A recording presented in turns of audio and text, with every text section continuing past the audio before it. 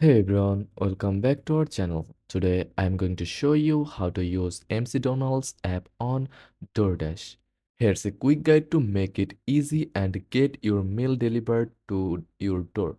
Start by opening the DoorDash app or website. If you don't have it, download it from your app store and sign in or create an account.